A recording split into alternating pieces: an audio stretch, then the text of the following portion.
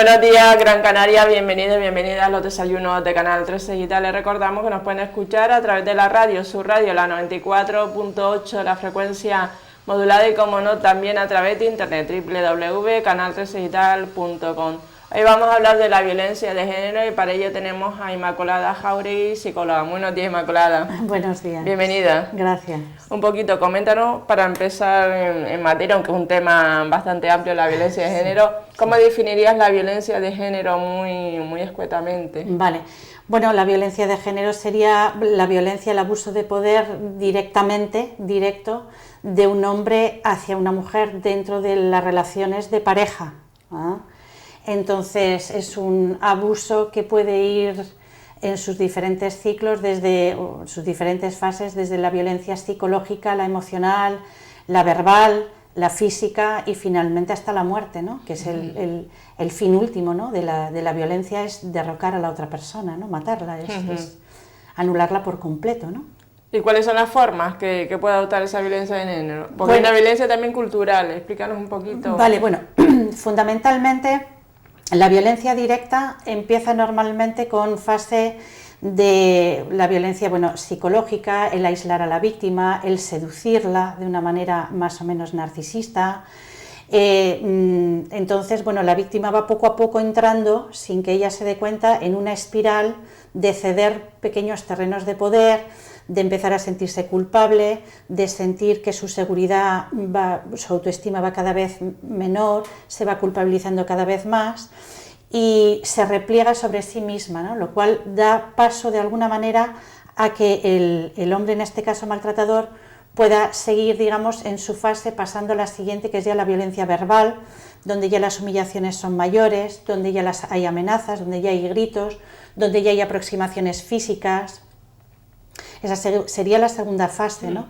Y evidentemente todo eso hace que despersonalice y objetivice a la mujer, y entonces esa objetivización da paso al siguiente, por así decirlo, a la siguiente fase, que es ya la violencia directa, ¿no? La expresión directa ya con manos abiertas, con objetos en un momento determinado, con patadas, ya, o sea, cada descarga ya es mayor, evidentemente ya las lesiones son físicas, en fin, y empieza ya en esos momentos de la fase de violencia, evidentemente es cuando viene la denuncia o puede haber las separaciones, y entonces el ciclo de violencia se rompe de alguna manera, ¿no? Por eso se rompe y luego vuelve a empezar de cero a través de lo que se llama el ciclo de la luna de miel. Es decir, el ciclo de la luna de miel es ese intento que tiene el maltratador, el agresor, de intentar reconquistarla, porque en el fondo la mujer es dependiente del maltratador tanto o más como el maltratador es dependiente de la mujer. ¿Porque piensa que la va a perder entonces? Piensa que la va a perder, y lo que es más grave es que sin ella él no es nadie, y de alguna manera esa es la dependencia mutua, es decir, él existe y es lo que es gracias a esa dominación y a esa subyugación femenina, es decir, esa subyugación le da el poder y le da la identidad al maltratador, por lo cual vive a través de ella de alguna manera. Y ese es un poco el cuadro simbiótico por el cual muchas veces a las mujeres les cuesta tanto salir de ahí también, porque hay un vínculo muy simbiótico. ¿Y cómo empieza ese maltratador a seducirla? O sea, le muestra como que tuvo un ataque, no sé, cómo muestra él, para que ella se dé cuenta de que evidentemente ella es responsable, la víctima de su agresividad o de su irritabilidad. Bueno, normalmente el periodo de seducción es el previo, es un periodo por el cual él hace y dice absolutamente todo lo que en el fondo la mujer queremos oír. Es decir, es cierto que venden, como decimos, la película excesivamente bien, lo saben hacer, son buenos cazadores y saben perfectamente qué es lo que la mujer necesita, son como radares que intuyen y te van diciendo lo que tú quieres decir, de la manera en que quieres decir, aman. Y eso es lo que engancha realmente, aman de esa manera que inconscientemente las mujeres queremos ser amadas, de esa manera simbiótica. Y realmente ellos escenifican ese sin ti no soy nada. y lo escenifican a través de hacerte sentir de pequeñas técnicas, pero no técnicas en el sentido de estrategia, sino que realmente ellos lo viven así. Sin ellas ellos no son nada. Entonces se comportan como perfectos caballeros, y entonces es como un entramado, como una telaraña, y una vez que ya la mujer está dentro, ya en esos momentos es cuando ya empiezan a desplegar o empiezan a mostrar la otra cara de la moneda. Es decir, es como Mr. Hyde y Dr. Jekyll, ¿no? A veces puede ocurrir que durante esa seducción, esa danza de seducción, pueda mostrar agresividad, pero la mujer ya en ese momento está captada de alguna manera, entonces va a tener tendencia a justificar eso y a minimizarlo, porque de todas formas el refuerzo positivo es bastante mayor todavía. Entonces, claro, no es fácil ver en esos momentos, o sea, es como... son los mismos mecanismos de captación, es una seducción que se llama narcisista, ¿no? Una seducción que va destinada fundamentalmente a cazar a la otra persona y a meterla dentro de un estado de ánimo, un poco de un estado alterado de conciencia, ¿no? Es como una adicción, de alguna manera. Sí, pero el agresor no tiene un perfil definido, cualquiera puede ser un maltratador, ¿no? A ver, o sea, esta es la gran... O de hijo, o de padres maltratadores, hijos también pueden... Tampoco es automáticamente, es decir, las secuelas del maltrato en los hijos son diferentes dependiendo de la exposición, si ha sido directa, indirecta, a qué años, es decir, no se puede decir directamente. Del maltrato igual hay ni tan siquiera llega un 10% de hijos que son necesariamente maltratadores, es decir, no necesariamente. Y hay hombres maltratadores que no vienen necesariamente de hogares disfuncionales, igual disfuncionales en su funcionamiento sí, pero exteriormente aparentemente no hubieras dicho eso. Entonces, el problema fundamental es que, o sea, no se investiga adecuadamente y no hay fondos I+D para realmente estudiar esto, ¿no? Porque bueno, no está de moda, es algo que no da dinero, y como todo lo relativo a la mujer, pues no se invierte. Realmente no se invierte. Pero el perfil de maltratador, bien que sí es cierto que hay un trastorno de personalidad detrás de ese maltratador, no necesariamente todo trastorno de personalidad termina en maltrato. Entonces, hay algo que hace del maltratador y del trastorno de personalidad algo particular, pero vuelvo a decir, sigue habiendo una carencia de estudios y carencia, lo mismo que las secuelas en los hijos, todavía no se sabe bien por qué unos sí, por qué unos no, por qué unos tienden hacia el maltrato y otros hacia la resiliencia. Yo creo que yo creo que son dominios de investigación que en el fondo no interesan, no son populares, no dan dinero, no son económicamente viables, mucho menos rentables. Y la mujer tampoco, no hay un perfil de mujer víctima de violencia de género, porque le puede tocar a cualquiera, aunque llama más la atención si le toca a una mujer de un nivel social alto, porque al tener más recursos, tú dices, te llama más la atención una mujer con un estatus social. Yo creo que esos son prejuicios, en el sentido, sí, yo creo que cualquier mujer podemos ser víctima de violencia, puesto que ya somos víctimas de violencia cultural y estructural, es decir, vivimos en una sociedad en donde la violencia hacia la mujer se expresa de múltiples maneras y formas.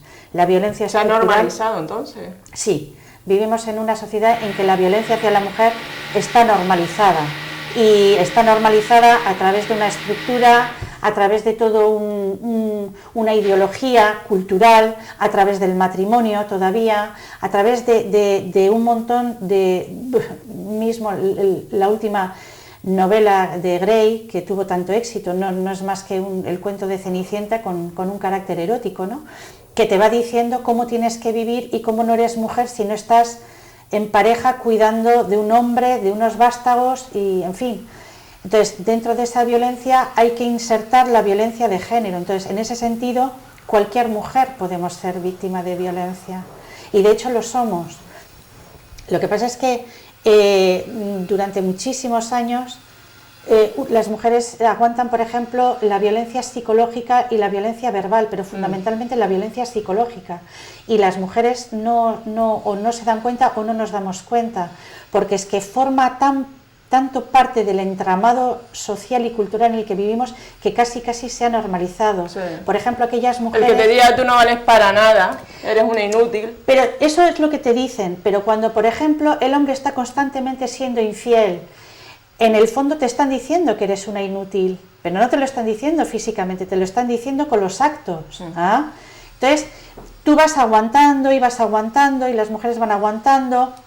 El hecho de que la mujer, por ejemplo, esté en la casa, en el hogar, en el que se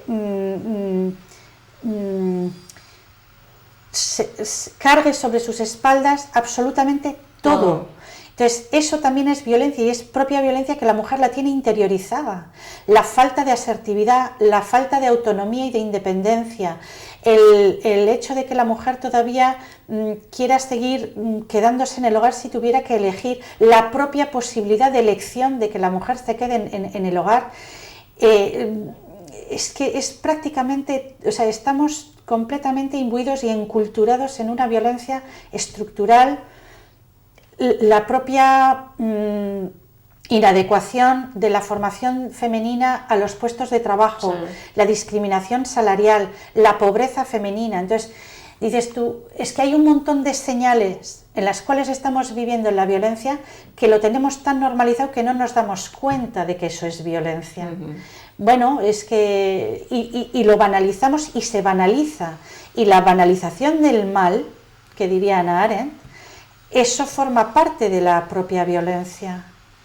Entonces, es difícil, claro, si nosotros hablamos de la propia pornografía, por ejemplo, es decir, está todo tan banalizado que llamar a eso violencia hoy en día es casi políticamente incorrecto. Porque hoy en día se nos ha dicho que tenemos que aceptarlo prácticamente todo.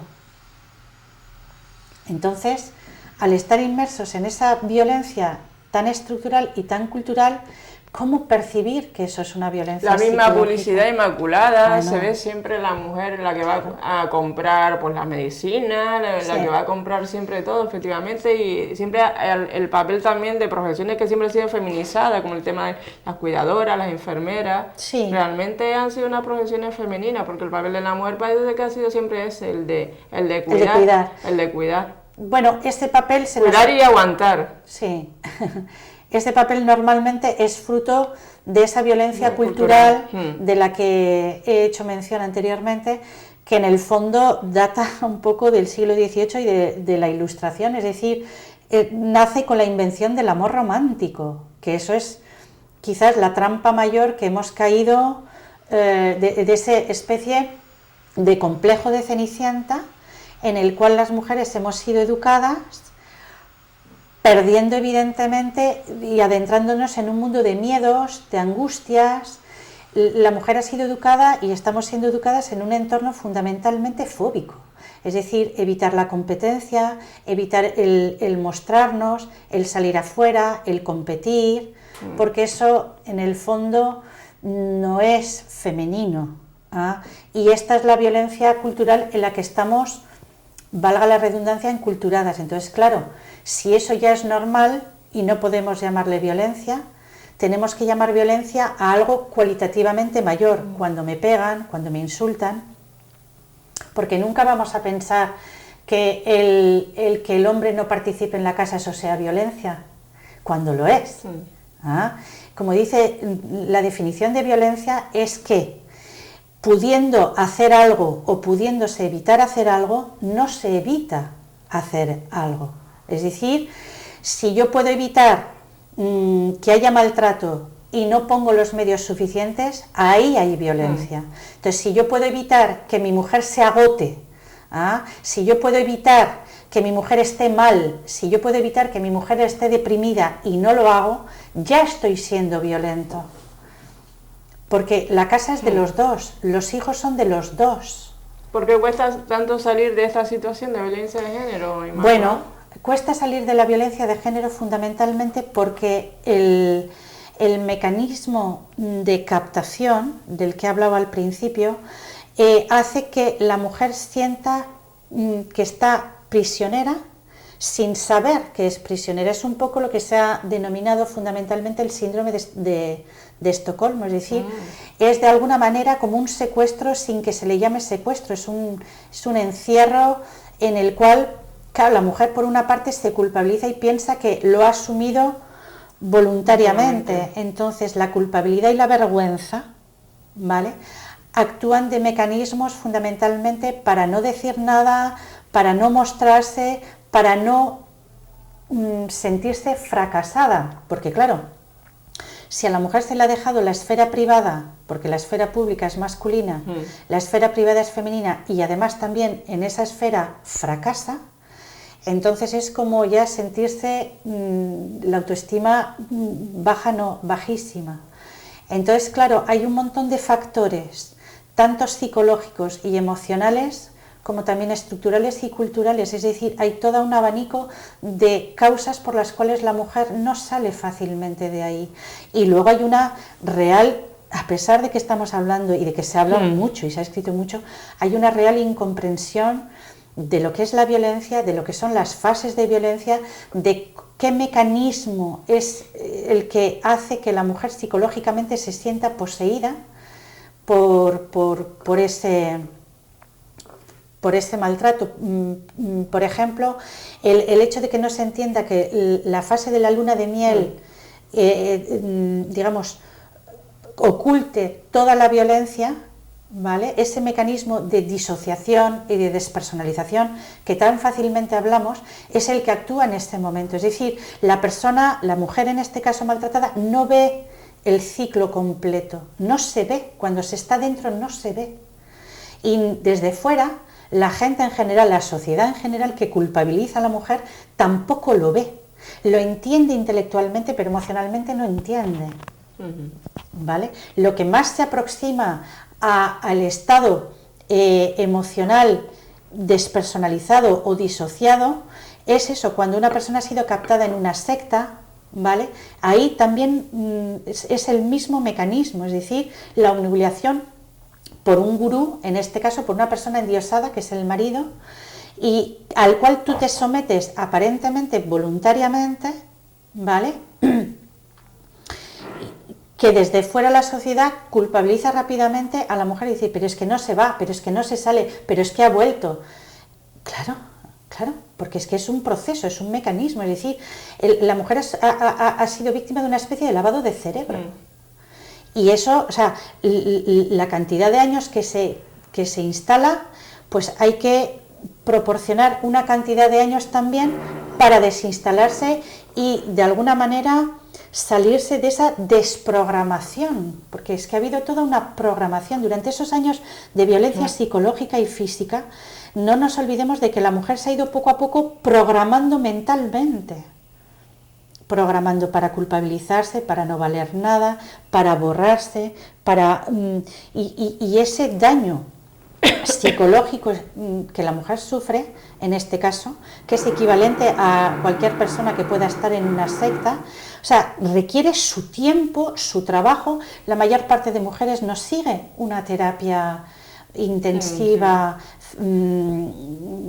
Es complejo, es complejo, y hay una profunda incomprensión a entender este mecanismo desde un punto de vista, porque claro, cuando leemos sobre las sectas nos damos cuenta de que hay una cierta oficialidad y una cierta formalidad y se ha descrito, pero no o sea, cuando llegamos a traspasar ese mismo concepto a las mujeres maltratadas ya entra rápidamente el prejuicio. Y a partir de ahí hay una cierta incomprensión, no, hay una cierta incomprensión y una cierta culpabilización de la mujer en esa situación. ¿Qué señales dirías tú que identifica a una mujer que es víctima de violencia de género? ¿Qué señales? Eso es un poco difícil de decirlo en el sentido de que, por ejemplo, las señales durante el momento en que estás siendo víctima del maltrato son unas. Las señales en cuanto sales o estás en estado de shock son otras, y las señales cuando ya han pasado años y ya has ganado una distancia con respecto al maltrato son otras. Entonces son diferentes señales en diferentes momentos. Por ejemplo, Cuando la mujer está dentro de la violencia no hay prácticamente señales. Empiezas a ver señales cuando ya empiezas a ver algo físico como moratones, y entonces van a empezar las típicas excusas de que se ha caído, o me he caído, o me he hecho daño, esto fue teniendo... En fin, se justifica, ¿no? Agacha la cabeza, no mira los ojos, evita hablar del tema, se expone poco públicamente, sale muy poco de casa, quiere llegar a casa cuanto antes, está muy pendiente, hay una tensión que se instala, hay un aislamiento social y familiar, la familia ya no lo ve, es decir, hay todo un entramado que puede ser fácilmente justificado, porque claro, no tenemos tiempo, la vida va tan deprisa, en fin, hasta que no se ve realmente, hasta que no sale a lo público, prácticamente hay señales, pero son señales que, como he dicho antes, pasan fácilmente desapercibidas. Una vez que la mujer entra en shock y está en esa fase de ya ha habido violencia, se ha separado, se ha distanciado, en un principio suele haber, como todo estado de shock y de estrés postraumático, toda una serie de secuelas físicas, emocionales, trastornos del sueño, de la alimentación, la sensación de estar viéndolo todo en una película, esto no me puede estar pasando a mí, le cuesta reaccionar o prácticamente no reacciona, está como hay un bloqueo en la acción a tal punto que prácticamente el entorno la tiene que sacar y tiene que hacerse cargo porque está totalmente bloqueada psicológicamente, a veces físicamente, está como con lo que se llama su acción está inhibida, está replegada, está asustada, profundamente asustada,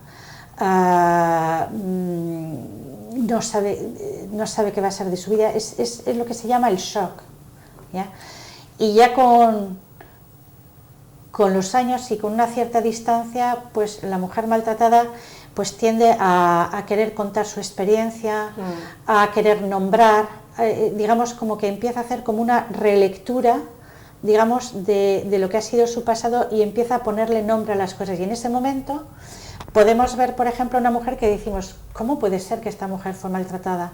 Sí. Pues porque ya ha tenido esa distancia, sí. En el mejor de los casos ya ha tenido una terapia que ha sido capaz de poder poner nombre a todo lo que ha sucedido. Entonces hay un empoderamiento, ¿no? Porque es un proceso de empoderamiento que hace que la mujer pueda poner nombre a aquello que ha pasado y lo cuente de una manera que parece mentira, ¿no?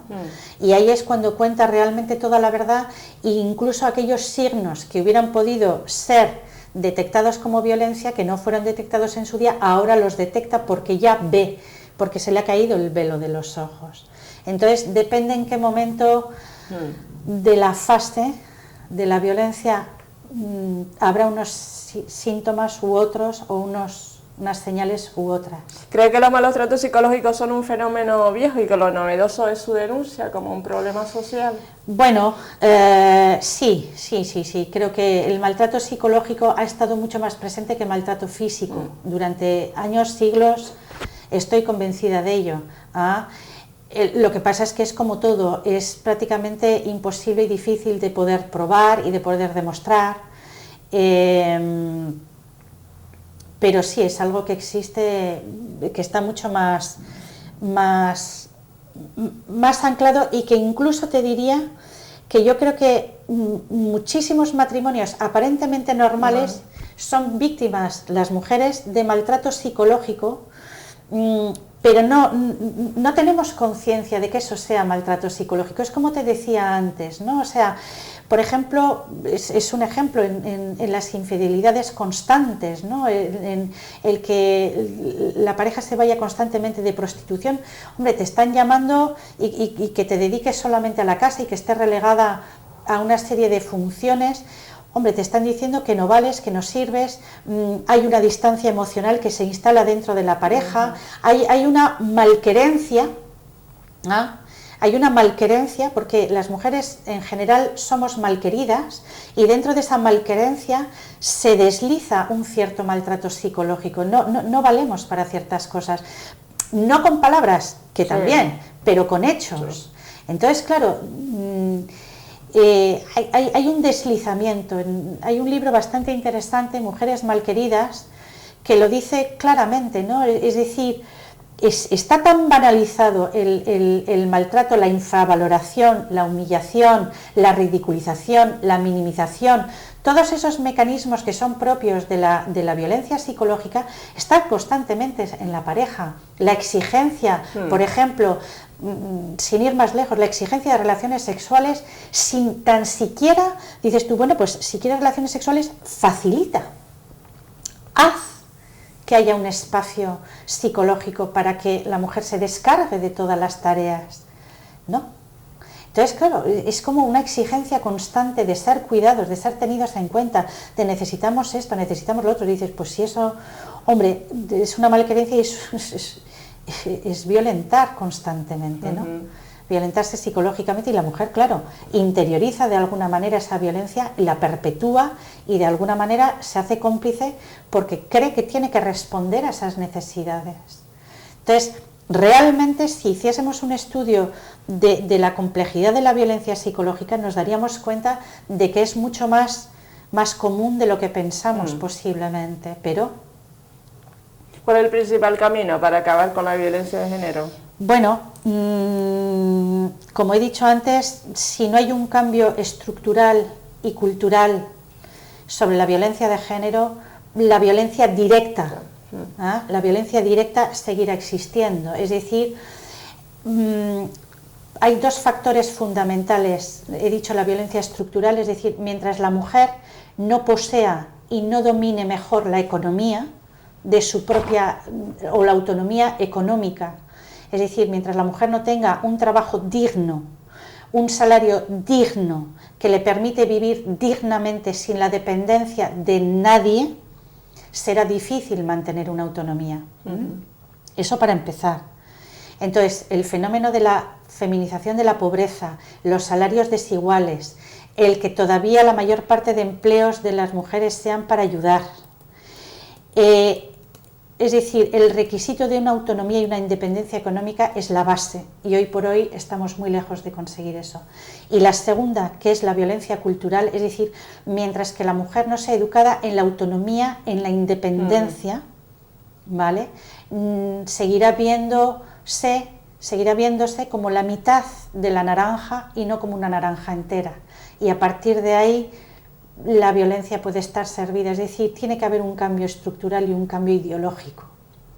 Y eso me temo que es algo más complejo. ¿Por qué la víctima termina protegiendo y disculpando al maltratador? Pues porque en el fondo he dicho que entran en juego un montón de mecanismos psicológicos de defensa, y un mecanismo clásico que ya Freud habló de él es la identificación con el agresor y la interiorización de la propia mecanismo de violencia como que es culpa de uno mismo. Es decir, la violencia psicológica consiste fundamentalmente en que la persona violentada, en este caso la mujer, no sea capaz de ver realmente la realidad, sino que piense que es ella la culpable de la situación. Eso es realmente cuando podemos decir que la violencia psicológica se ha instalado, ¿no? Es lo que llamamos el lavado del cerebro, es decir, la mujer tiene ese lavado del cerebro de tal manera que ve a través de los ojos del agresor. Eso es lo que es la identificación del agresor, es decir, es ver las cosas exactamente como las ve él. Por eso se ha anulado su propio punto de vista, entonces no puedo verlo de otra manera. Entonces ese es el entre comillas, éxito de la violencia, ¿no? Que la propia mujer vea eso desde esa perspectiva. ¿Qué señales evidencian que la mujer está siendo maltratada psicológicamente? Por ejemplo, el llorar continuamente. No. El maltrato psicológico es muy difícil verlo, porque incluso tú vas a ver mujeres independientes, incluso jueces, abogados, de profesiones liberales, en el que tú no vas a ver, porque tenemos que empezar a entender, y esto es difícil, quisiera que la mujer hoy en día está en una contradicción, en el sentido de que es independiente y autónoma exteriormente, pero es dependiente y frágil interiormente, es decir, de puertas para adentro la mujer es de una manera y de puertas para afuera es de otra manera, y no va a traslucir fácilmente. La violencia psicológica. La violencia psicológica es algo que queda realmente en lo más privado, en lo más íntimo, en el más recóndito rincón de la pareja, y no lo va a traslucir, entre otras cosas, porque sabe y sentiría demasiada vergüenza. ¿Ah? Cuando, por ejemplo, existe la separación y las mujeres se separan, y con el tiempo sí se atreven a hablar y a nombrar de que parte de lo que han vivido ha podido ser una violencia psicológica, pero eso es con el tiempo, después de la separación, o incluso en el propio proceso de terapia de pareja, cuando hay infidelidades, es cuando todo esto puede empezar a llegar a salir no sin vergüenza, no sin pudor, es decir, no creo que haya signos visibles en el sentido... ¿Vale? Y no creo que los haya justamente por esto mismo, porque una cosa es la esfera privada y otra cosa es la esfera pública. Y eso tenemos que empezar a entender. Porque a veces hay casos en los que luego el maltratador termina suicidándose, porque no puede vivir sin ella. Vamos a ver. La mata y después se mata. Normalmente si los ciclos de violencia no se interrumpieran, el ciclo de la violencia se termina realmente con el suicidio de él. Te he dicho antes, él sin ella no es nadie. Y eso es como termina, es decir, cuando la mata toma conciencia de que no puede volver a poseerla y se suicida. Y es así como si no fuese interrumpido el ciclo de la violencia se terminaría. No, él no sobrevive sin ella.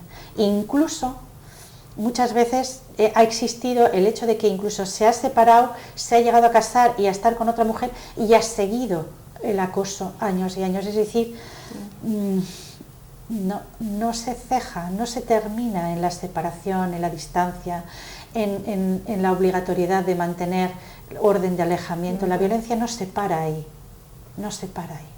Para ir finalizando, Inmaculada, ¿percibes que hay violencia de género en la gente joven? Bueno, lo que es alarmante es que hoy en día el peligro de mayor violencia de género es entre la gente joven entre 16 y 25 años. Es decir, que si bien hay mayor peligro, 3 veces más de peligro que haya violencia de género en gente joven que en gente cada vez más mayor. Supongo que por la conciencia y supongo también porque los amores adolescentes o los amores juveniles son profundamente intensos. ¿Ah? La intensidad del primer amor, los primeros amores es donde quizás la mujer intenta llevar a la realidad esa fantasía de Cenicienta, ¿ah? Y por eso mismo está más dispuesta a afrontar. ¿Ah? Y luego tiene, como se suele decir, el adolescente siempre tiene esa arrogancia de creer que lo puede con todo y esa especie de autosuficiencia y de falsa autoestima que da el sentirse amada de esa manera tan posesiva, tan dominante. Una se siente realizada de alguna manera. ¿Ah? Y esa realización es la que de alguna manera va a hacer que sea más proclive. Claro, cuando ya has tenido 1 o 2 experiencias, por ejemplo, que me ha ocurrido tener en el despacho, ¿no? Las primeras relaciones o la primera relación ha sido de violencia, evidentemente ya para la siguiente ya estás más a la defensiva, más preparada, ya no estás dispuesta a aceptar, ya has visto lo que es la violencia y entonces ya estás como más preparada, ¿no? Pero sí, desgraciadamente aumenta en 3 las posibilidades de sufrir maltrato en la gente joven. Pero un poco en parte por eso, ¿no? Volvemos a lo mismo, es querer realizar esa fantasía que te han contado de Cenicienta y de princesa. Del príncipe. Claro. Y del príncipe.